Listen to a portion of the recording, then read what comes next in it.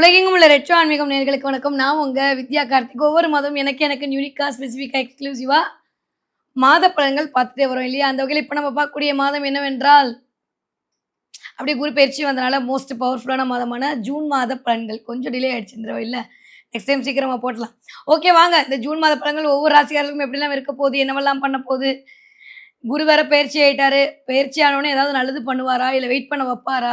ஆனா இந்த தடவ கோச்சாரம் அப்படி இல்ல. எல்லாத்துக்குமே ஒரு மாரியான ஒரு மிக்ஸ் மேட்சான பலன குடுக்குற மாரியான ஒரு கோச்சார அமைப்பு. அதாவது இந்த எதிரிக்கு எதிரி நண்பன் அப்படின்ற மாரி ஒரு பக்கம் கான்செப்ட். இல்லாட்டி நண்பனுக்கு நண்பன் 2 பேரும் சேர்ந்து எதிர்க்கிறது. இந்த கான்செப்ட் ஒண்ணு இருக்கும். இது கொஞ்சம் வித்தியாசமான அமைப்புல இந்த தடவ தேவகுரு, அசுரகுரு 2 பேரும் இணைந்து கடகத்துல இருந்து அருள் பாவிக்கக்கூடிய ஒரு மாதமா, த மோஸ்ட் பவர்ஃபுல் மாதமா இந்த ஜூன் மாதம் இருக்க போகுது.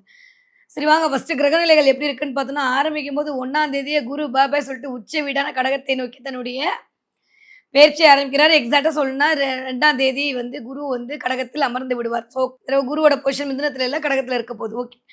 அதுக்கு முன்னாடி எப்பயும் போல சனி 12ஆம் வீடான மீன வீட்ல இருக்க போறாரு. அதுக்கு கீழ 11ஆம் வீடான கும்ப வீட்ல ராகுவோட அமைப்பு இருக்கு. பிளேஸ் ஆயிருக்கு. இந்த பக்கம் வந்தோம்னா, சிம்ம வீட்ல கேது அப்படியே தான் இருக்கிறார். விருச்சக வீட்டிலிருந்து தன்னுடைய பயணத்தை இந்த தடவ சந்திரன் ஸ்டார்ட் பண்ணியிருக்கார். எகைன் சுக்கிரன் பார்த்தீங்கன்னா, மிதுன வீட்ல உட்கார்ந்திருக்காரு. ஆட்சி பலம் வாங்கி புதனும் அந்த இடத்துல அமர்ந்திருக்கிறார். செவ்வாய் தன்னுடைய ஆட்சி வீடான மேஷ வீட்ல பலம் பொருந்தி அமர்ந்திருக்கிறார். சூரியன் வைகாசி மாதம் என்று சொல்லக்கூடிய ரிஷப மாதத்தில் சூரியன் தன்னுடைய சஞ்சாரத்தை இருப்பை வைத்திருக்கிறார். இந்த மாதிரியான ஒரு அமைப்பு மாதம் ஆரம்பிக்கும் போது இருக்கு. ஓகே. இதுக்குள்ள என்ன பெயர்ச்சி ஆக போகுது அப்படின்னு பார்த்தீங்கன்னா, 15ஆம் தேதிக்கு அப்புறம் சூரியன் என்ன பண்ண போறார்? ரிஷபத்துல இருந்து மிதுனத்துக்கு தன்னுடைய பயணத்தை நோக்கி நகரப் போகிறார். ஓகே. சரி வாங்க பார்க்கலாம். ஒவ்வொரு ராசிக்காரர்களுக்கும் இந்த ஜூன் மாதம் எப்படி எல்லாம் இருக்க போகுது, கிரகங்கள் என்னவெல்லாம் பண்ண போறாங்கன்னு பார்த்தா மற்றவர்களுக்காக எல்லா விஷயமும் செய்ய காத்துக் கொண்டிருக்கும் மீனராசிக்காரர்களுக்கு இந்த ஒரு மாத காலம் எப்படி இருக்கு? ஒவ்வொரு மாசமும் எப்படி இருக்குன்னு கேளுங்க. இருக்கிற 11 ராசிக்காரங்களுடைய அப்படியே எல்லா ஸ்டமக் பர்னியும் வாங்கிட்டு இருக்கிறது இன்க்ளூடிங் மீ. யாருன்னா மீனை மட்டும்தான். சும்மா இதுக்கே வந்து எனக்கு 7.5 வந்துச்சு 8.5 வந்துச்சு. இதுக்கு முன்னாடி கேந்திரம் ஏறி ராசிநாதன் காப்பாத்தினாரு. இப்ப 5ஆம் இடத்துல உட்கார்ந்து 9ஆம் பார்வையான பாக்கிய பார்வையை கொடுத்து காப்பாற்ற போறாரு. வேற என்ன வேணும் மீனத்துக்கு? இது வரைக்கும் எதெல்லாம் உங்களோட விஷஸ் இருந்ததோ எல்லாம் நிறைவேற போகுது. வீடு வாங்கணும், கார் வாங்கணும், வண்டி வாங்கணும், கல்யாணம் ஆகணும், ஒரு யோகம் வரணும், வருமானம் வரணும், குழந்தைங்க நல்லா இருக்கணும், எல்லாம் இந்தான்னு கெட்டது கேட்காது, கேட்டுட்டு இருக்கிறது, கேட்க நினைக்கிறது எல்லாத்தையும் குரு கொடுக்க போறாரு. வேற என்ன வேணும்? 10க்கு 2ஆம் வீட்டு அதிபதி 2ஆம் வீட்டுல உச்சமா இருக்காரு. 3ஆம் வீட்டு அதிபதி 5ஆம் இடத்துல போய் உட்காந்துருக்காரு. இந்த 3, 5 சேர்க்கதா இருக்கு பாத்தீங்களா? அதுதான் இந்த அளப்பரிய ஒரு சேர்க்கிற பேர் சொல்றேன். 3, 5, 11ஆம் இடத்துல கிரகங்கள் இருக்கும்போது இணையும் போதுதான் விபரீத ராஜயோகம் உருவாக்கும். மீனராசிக்காரர்களுக்கு அதற்கான வாய்ப்புகள் ரொம்ப அருமையா இருக்கு. மீனத்துல நீங்க சந்திரன் தான் இருக்கும்ல, எந்த பிளானட் இருந்தாலும் இந்த மீனத்துல இருக்கக்கூடிய பிளானட் குருவின் பார்வையால் சுபத்துவப்பட போகுது. ரொம்ப நல்லா இருக்கு. என்ன கொஞ்சம் வேலையில டிலே, சோம்பேறித்தனம் எட்டி பார்க்கும். இந்த 5ஆம் இடம் தான் வந்து குரு உட்காந்துருக்காரா, குரு இருந்த இடத்த கொஞ்சம் ஃப்ரீஸ் பண்ணுவாரா? அப்ப என்ன ஆகும் அப்படின்னா, கொஞ்சம் அப்புறம் பண்ணிக்கலாமே என்ன வரும்? அதை மட்டும் கொஞ்சம் கவனமா பார்த்துக்கணும். கொஞ்சம் உட்கார்ந்திருக்கக்கூடிய அமைப்பு 3ஆம் வீட்டு அதிபதியாகவே இருந்தாலும் அவர் போய் உட்கார்ந்திருக்கிறது காலபுருஷனின் 4ஆம் வீடு. மூட் ஸ்விங் இருக்கக்கூடிய வீடு, கடக வீடு. பக்கத்துல இருக்கவங்கலாம் கொஞ்சம் நண்டு மாதிரி குறைஞ்சுக்கிட்டே இருப்பாங்க அவங்க. ஒரு காலிக்கா இருக்கு. அது வரவே வராது மீனத்துக்கு. இருந்தாலும் கொஞ்சம் உங்களையே என்னையே நீ வேலை வாங்கிட்டியா அப்படின்ற மாதிரி கொஞ்சம் வேலை பளு அதிகமாகும். யாருக்கு? மீனத்துக்கு. ஸோ வேலை பளு அதிகரிக்கக்கூடிய மாதமாக இந்த மாதம் இருக்கு. வண்டி வாகனங்களை போகும்போது கொஞ்சம் லைட்டா, ஆனா என்ன இது வரைக்கும் சனியுடைய பெருந்தொல்லைகள் இருக்குல்ல, இந்த ஜென்மச்சனியில ஜெயிக்காதவன் எப்பயுமே ஜெயிக்க மாட்டான். சொல்லிட்டே இருக்கேன். அது கூட குருவோட பார்வை இருக்குன்ற போது, அது ராசிநாதனுடைய பார்வை இருக்கும்போது, அதுவும் 9ஆம் பார்வையான பாக்கிய பார்வை இருக்குன்ற போது சொல்லவா வேணும்? மீனராசிக்காரருக்கு 1 லட்டு சாப்பிடாசையான் 2, 3, 4ன்னு இந்தான்னு கொடுத்துக்கிட்டே இருக்கு பிரபஞ்சம். வேற என்ன வேணும்? நல்லா இருக்க போறீங்கப்பா. எதை பத்தியுமே கவலைப்படாதீங்க. எல்லாத்தையும் அழிச்சிடுங்க. இனிமே வரக்கூடிய வாழ்க்கையெல்லாம் புதுசா கிடைக்க போகுது. புது விடியல் பிறக்க போகுது. புதிய இன்கிரிமெண்ட், புதிய ப்ரமோஷன், உங்களுக்கு கீழ ஒரு 4 பேருன்ற மாதிரி ஒரு படையோட அப்படியே திரண்டு நிக்க போறீங்க. யாரெல்லாம் அவமானப்படுத்துறாங்களோ, அசிங்கப்படுத்துறாங்களோ அவங்க முன்னாடி விஸ்வரூப வெற்றி காட்ட போறீங்க மீனராசிக்காரங்க. நிறைய போட்டிகள் உருவாவாங்க. நீங்க நிறைய பேரை போட்டியா நினைப்பீங்க. ஏன்னா சனியோட வேலையே அதுதான். அப்ப இந்த உட்கார்ந்துருக்கிறது வேற, இந்த பிராக்டிகலா பேசுனா இந்த மன ரீதியான வீட்டுல உட்கார்ந்துருக்காரா குரு, அப்ப அடுத்தவங்க எல்லாம் பார்த்து நம்மள போட்டி போட வைப்பாரு சனி. அந்த இடத்துல மட்டும் கொஞ்சம் கவனமா இருக்கணும். நோ நோ நோ அப்படி சொல்லிடணும். சனி சொல்றாருல இங்க உட்காந்து, குரு உட்காந்து என் பிள்ளை எதுவும் பண்ணாதுன்னு அந்த மாதிரி நீங்க சொல்லணும். அடுத்தவங்களை பார்த்து ஏதாவது லைட்டா அப்படி பொறாம இருந்தா, இல்ல அவனுக்கு ஏதோ இருக்கு, அவன் நல்லா இருக்கான்ட்டு போயிட்டே இருந்தீங்கன்னா மீனராசிக்காரங்க தேவையில்லாம மன ரீதியான கிளேதங்கள்ல இருந்து தப்பிச்சுப்பீங்க. இல்லனே அத பார்த்தே நம்மளுக்கு ஒரு மாரினா அந்த போட்டி, பொறாம, வஞ்சகம், சூதெல்லாம் உங்க பிரச்சனை இல்ல. மிஸ்டர் ராகு பிரச்சனை. 12ஆம் இடத்துல உட்கார்ந்து உங்கள தூங்க விடாம நைட் எல்லாம் அவன் மட்டும் ஜெயிச்சுட்டான், அவன் மட்டும் பண்ணிட்டான்ற மாரி உங்க மண்டைக்குள்ள போய் ஏதாவது ஒரு புகுத்தி ஏதோ ஒண்ணு பண்ணுவாரு. இதுக்கு முன்னாடி ராகு குரு பார்வையில சமத்து பிள்ளையா இருந்தாரு. இப்ப குரு வேற பாய் சொல்லிட்டு போயிட்டாரா, ராகு தலகட்டு இருப்பாரு. இன்வெஸ்ட்மென்ட் தயவு செஞ்சு மீனராசிக்காரங்க வேணவே வேணாம் மாட்டிப்பீங்க. நெறைய பேர் லேண்ட்ல இன்வெஸ்ட் பண்ணலான்ற எண்ணம் ஓடிட்டு இருந்தா கொஞ்சம் நிதானமா இருங்க. ஆமணிக்கு மேல பார்த்துக்கலாம். ஏன்னா குரு கீழ இறங்கி சூரியனோட சேர்ந்து சிவராஜ யோகத்துல இயங்கும்போது, அப்ப அதற்கான வாய்ப்புகள் உங்களுக்கு 2 மடங்கா பிறகும். மேஷ வீட்ட பார்ப்பாரு. அப்ப 2ஆம் இடத்துக்கு குரு பார்வை. அப்ப என்ன வேணா பண்ணலாம். இப்போதைக்கு கொஞ்சம் வந்து அமைதியா இருக்கிறது எனக்கு தெரிஞ்சு மீனத்துக்கு ஓகே. ஃபைன்.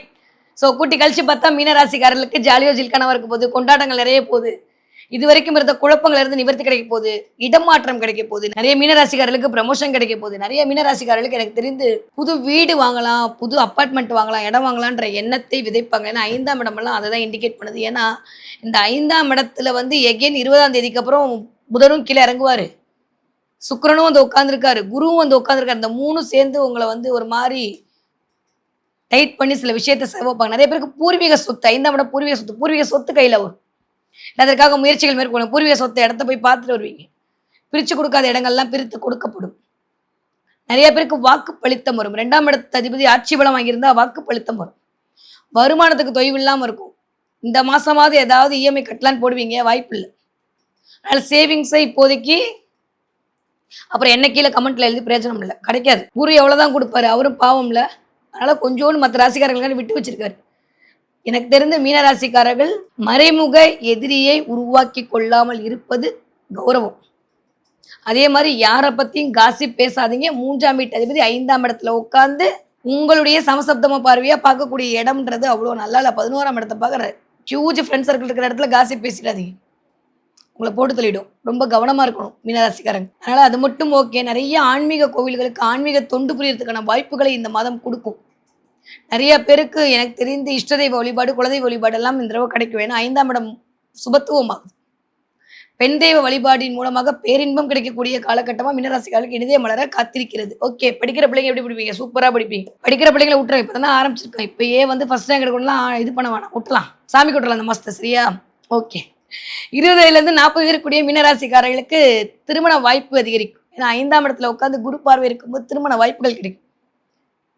அப்பா வந்து இனிஷியேட் எடுத்து சில விஷயத்த பண்ணி கொடுப்பாங்க. அப்பாவின் சொத்து கைக்கு வரும். அப்பா சம்மந்தப்பட்ட விஷயத்தை ஏதோ ஒன்று உங்கள் கையில் வரும் இந்த தடவை. நிறைய மீனராசிக்காரங்க வாட்ச் வாங்க போகிறீங்களோ? வாங்கின எனக்கு கமெண்ட்டில் சொல்லுங்கள். கண்டிப்பாக வாங்குவீங்க. இல்லை வாங்கலாம்னு நினச்சிருப்பீங்க. இல்லை பேட்டரியாவது மாற்றுவீங்க வீட்டில். அப்போ இந்த வாட்ச் இந்த பேட்டரிலாம் மாற்றுறதுக்கு 15 நாளைக்கு முன்னாடி பின்னாடி வீட்டை பற்றி யோசிப்பீங்க. உங்கள் வீட்டுக்கு ஏற்றாப்புல நான் பேசிட்டு இருக்கிற இடத்துல சிமெண்ட் வேலை செங்கல் அடுக்கி வச்சுருப்பாங்க, நடந்து கொண்டே இருக்கும். புதனாலுமே எங்கேயோ இயங்கிட்டு இருக்கு நான் பேசும்போது. ஸோ மீனராசிக்காரர்களுக்கு எனக்கு தெரிந்து இல்லையா, அதெல்லாம் தாண்டி இஎன்டின்னு சொல்லக்கூடிய கோல்டு, ஃபீவரு, தலைவலி, இதன் மூலமாக சின்ன சின்ன உடல் உபாதைகள் குடும்பத்தில் இருக்க யாருக்காவது வரும். உங்களுக்கே வரும். கொஞ்சம் ஹெல்த் வைஸில் கவனமாக இருக்கணும். சுபத்துவமாய் என்னதான் சனி வந்து இருந்தாலுமே பார்க்கக்கூடிய பார்வை 7ஆம் பார்வையை சனி பார்த்துட்டு இருக்காரு. அதை தாண்டியும் இந்த பக்கம் பார்த்தீங்கன்னா தனுசுவையும் பார்த்துட்டு இருக்காரு. ஸோ 7, 10 இடங்கள்ல கொஞ்சம் கவனமாக இருக்க வேண்டிய காலகட்டமாகத்தான் இருக்கு.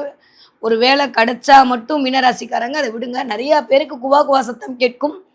மீனராசிக்காரங்க வீட்டில் யாராவது கண்டிப்பாக கன்சீவ் ஆவாங்க. அதுக்கான வாய்ப்புகளை குரு கொடுப்பார். ஸோ ரொம்ப நல்லா இருக்கு. பெருசாக நெகட்டிவாலாம் ஒன்றும் இல்லை. 40 வயதுலேருந்து 60 வயது இருக்கக்கூடிய மீனராசிக்காரர்களுக்கு தொட்டதெல்லாம் தொடங்கக்கூடிய காலகட்டம். இது வரைக்கும் நான் ஒரு டீம் லீடராக இருக்கேன், எனக்கு அசிஸ்டன்ட் இல்லைன்னா அந்த மாதம் அசிஸ்டன்ட் போடுவாங்க. இன்க்ரிமெண்ட், ப்ரமோஷன் எல்லாம் உங்களை தேடி வரப்போகுது. பெருசாக நெகட்டிவாக ஒன்றுமே இல்லை. நிறைய பேருக்கு இந்த தடவை சொத்து கையெழுத்து போகிற டாக்குமெண்ட்டில் மட்டும் கவனம். 20, 22 தேதி வரைக்கும் அதை பற்றி எடுக்காமல் இருக்க நிறைய பேர் ஆதார் கார்டு, பேன் கார்டு எங்கேயாவது வச்சுட்டு முடிக்க போகிறீங்க. கவனமாக இருங்க. டாக்குமெண்ட் விஷயத்தில் மட்டும் கவனம். மற்றபடி எல்லாமே சூப்பர். ஓகே. 60 தாண்டிய மீனராசிக்காரர்களுக்கு இது வரைக்கும் இந்த ஆரோக்கிய குறைபாடு நிவர்த்தி அடை. கண்ணு பிரச்சனை வரும்னே எல்லாரும் ஆமாமான்னு பண்ணீங்க. கண்ணு பல்லு பிரச்சனை சரியா போகும் இந்த தடவை. நிறைய மீனராசிக்காரர்களுக்கு எனக்கு தெரிந்து சூரியனுடைய அமைப்புமே ஆல்மோஸ்ட் உங்களுடைய 4ஆம் இடத்துல இருக்கிறது அப்படின்றது வீட்டில் சுக குறைபாடு லைட்டாக எட்டி பார்க்கலாம். அதை மட்டும் பார்த்துக்கோங்க. Okay, fine. ஸோ இந்த தடவை என்ன தெய்வத்தை வழிபாடு செய்யலாம்? பழனி மலை முருகன் வழிபாடு மிகச்சரியான ராஜயோகத்தை கொடுக்கும் மீனராசி. அதே மாதிரி குஞ்சு மேல இருக்கக்கூடியது திருச்சி மலைக்கோட்டையில் இருக்கக்கூடிய அந்த விநாயகர் வழிபாடு, விக்னங்களை களையக்கூடிய அந்த விநாயகனை ஞாயிற்றுக்கிழமை ஒரு சத தேங்காய் போட்டு நமஸ்காரம் மட்டுவாங்க. எப்பேற்பட்ட தடையாக இருந்தாலும் நிவர்த்தி. கவலையே பட வேணாம். முடிஞ்ச ஏதாவது சுமங்கலி பொண்ணுங்களுக்கு உங்களால முடிஞ்ச ஏதாவது பொருளை வச்சு தானமா கொடுங்க. சுக்கிரனும் குருவும் சேர்ந்திருக்கக்கூடிய அமைப்புன்றது அதுவும் 5ஆம் இடத்துல ரொம்ப சரியான ரொம்ப வருடத்திற்கு ஒரு முறை நடக்கக்கூடிய அமைப்பு. அதனால நிறைய உங்க வீட்டு பெண்களுடைய பிளெஸ்ஸிங்க வாங்கிக்கோங்க. அக்கா, தங்கச்சிலாம் இருந்தா கூப்பிட்டு அவங்களுக்கு ஏதாவது பண்ணுங்க இந்த மாசம். அதுவே மீனராசிக்காரர்களுக்கு மிகச்சரியான ராஜயோகத்தை கொண்டு வந்து குடுக்கும். ஓகே. இந்த தடவ என்ன பார்ப்பீங்க? மீனராசிக்காரங்க நிறைய குதிரை பார்ப்பீங்க. பார்த்தீங்கன்னா சொல்லுங்க. பேசிட்டு இருக்கும்போது ஒயிட் கலர் இல்லாட்டி சாம்பல் கலர்ல குதிரை பார்ப்பீங்க. அத தாண்டி நிறைய காளமாடு, காளமாடு மேல சிவன் உட்கார்ந்திருக்கிற மாரி பார்ப்பீங்க. இல்ல பசுமாடு பார்ப்பீங்க. ஏன்னா பசு எல்லாம் சுக்கிர காரகத்துவம். ஸோ அதனால நிறைய மாடு பார்க்கறதுக்கும், குதிரை பார்ப்பதற்குமான வாய்ப்புகள் நிறைய உண்டு. நீங்க குதிரை பார்த்தீங்கன்னா, ஆல்மோஸ்ட் லைஃப் பயங்கரமா ஓடப்போது.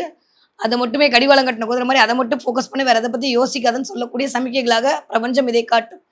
நீங்க மாடு பார்க்குறீங்க, காளை மாடு பார்க்குறீங்க, மாட்டு வண்டிலாம் பார்க்குறீங்க அப்படின்றபோது சுக்கிரன் இயங்க போறார். ஸோ நெறைய செல்வம், மாடுனா செல்வம்னு அர்த்தம். நெறைய செல்வம் உங்களை தேடி வரக்கூடிய காலகட்டமா இருக்கு.